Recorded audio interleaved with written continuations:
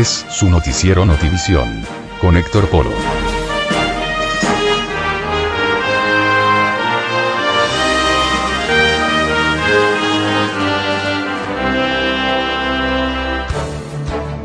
¿Qué tal? ¿Cómo está? Qué bueno que esté con nosotros en este espacio de noticias de su edición internacional de Notivisión Channel.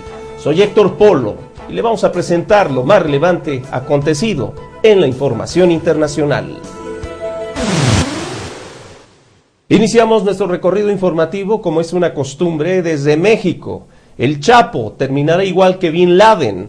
Así respondió la secretaria de Seguridad Interna de los Estados Unidos en una visita a México, Janet Napolitano.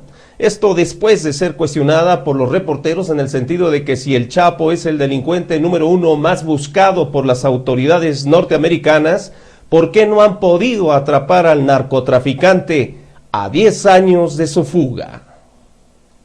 La secretaria de Seguridad Interna de Estados Unidos, Janet Napolitano, ha asegurado que el narcotraficante Joaquín El Chapo Guzmán, uno de los líderes visibles del grupo criminal Cártel de Sinaloa, tendrá el mismo destino que el terrorista Osama Bin Laden.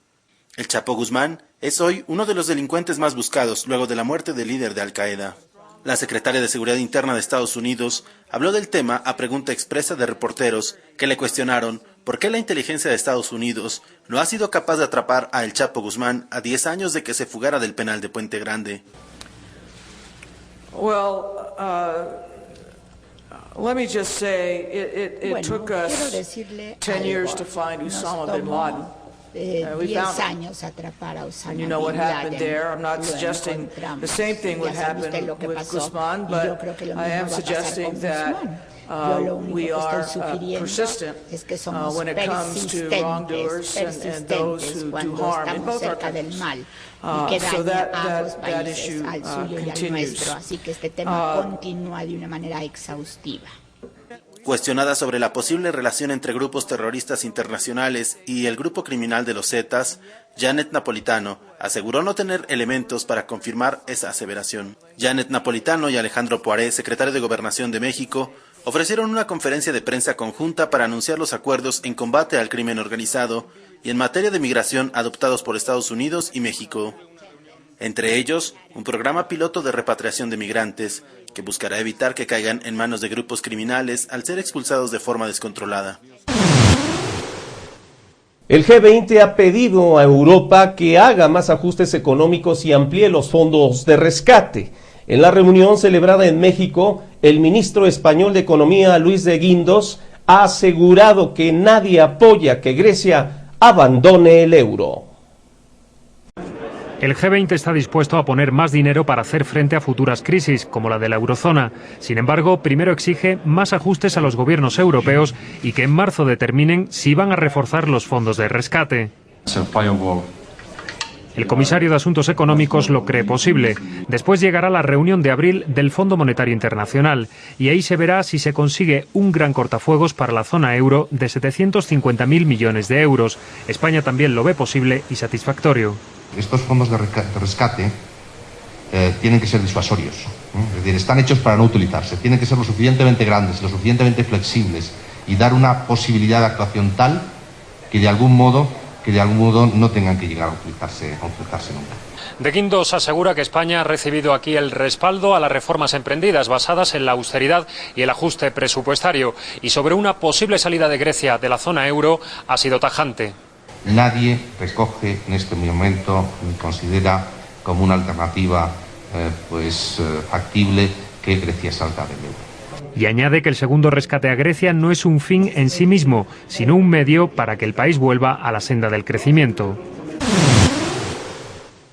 El gobierno de Colombia ha acogido con cautela el anuncio de las FARC de que renuncian a secuestrar civiles y liberarán a 10 rehenes en su poder. Considera que el paso es positivo, pero no suficiente, y que las FARC deben abandonar las prácticas terroristas y el narcotráfico si quieren sentarse a la mesa a negociar la paz.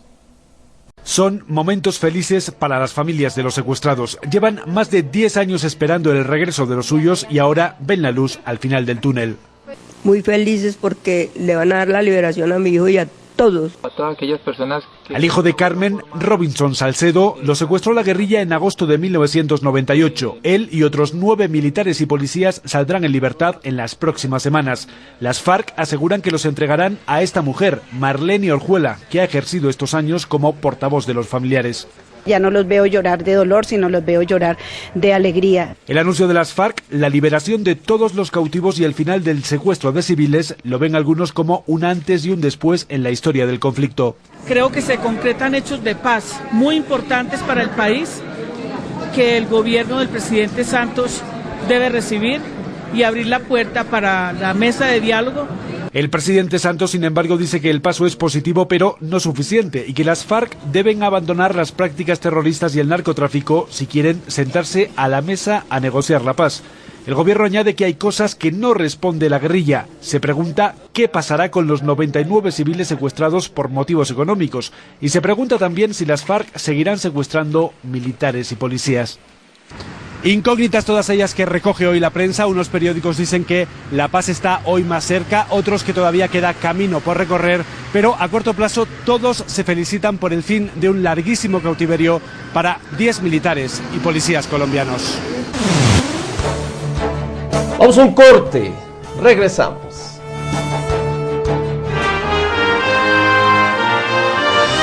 Regresamos con Héctor Polo en su noticiero Notivisión.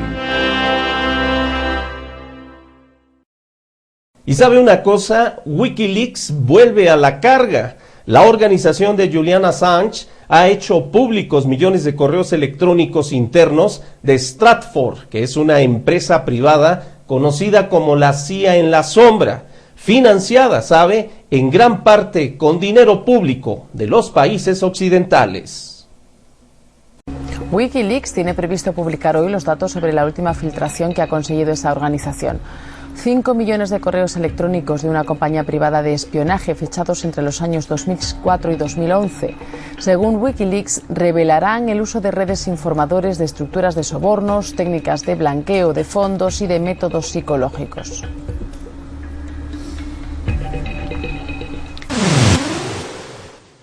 Y nos vamos a Rusia. Allá los servicios secretos de ese país y Ucrania aseguran haber frustrado un atentado contra el primer ministro Vladimir Putin.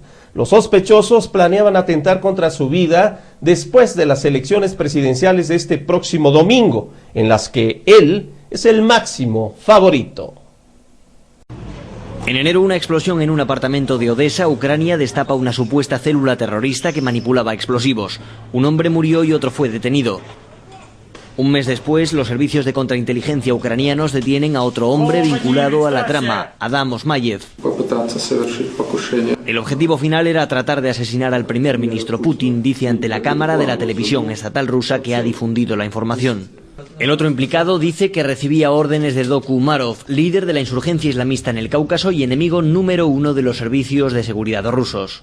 Este edificio es la Casa Blanca, sede del gobierno ruso y de la oficina del primer ministro Vladimir Putin, que cada día entra y sale de la ciudad por esta vía, la avenida Kutuzovsky, una de las principales de Moscú. Aquí, según la información difundida hoy por el Canal 1 de la televisión rusa, los supuestos terroristas querían colocar minas que estallarían al paso de la comitiva del primer ministro. Según la televisión estatal, estos vídeos de los detenidos demuestran que seguían los movimientos del primer ministro, que el próximo domingo tiene todas las papeletas para ganar las presidenciales, dicen los sondeos. Sin embargo, la contestación social aumenta y en las redes sociales muchos críticos con Putin recelan del complot, revelado a 6 días de las elecciones.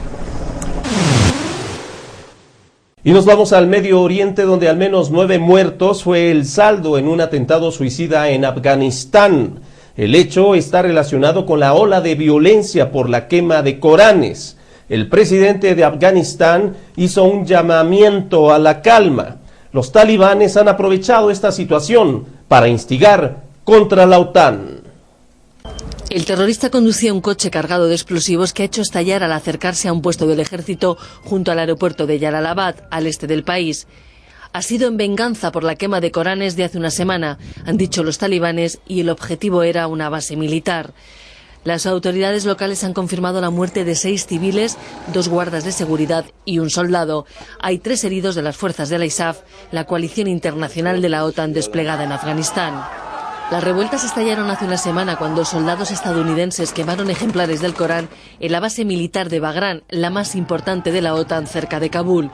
A pesar de que el jefe de la misión de la OTAN y el mismo presidente de Estados Unidos han pedido disculpas y han explicado que fue un error, los talibanes han reclamado a los soldados y policías afganos que disparen contra los occidentales desplegados en el país.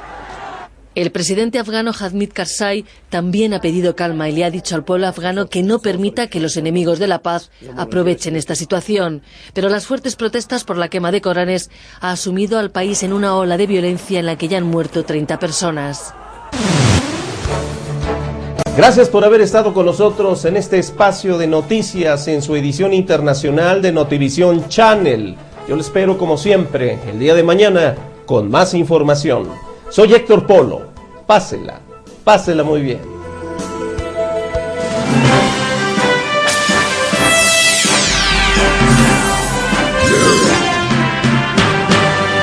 Esto fue su noticiero Notivisión.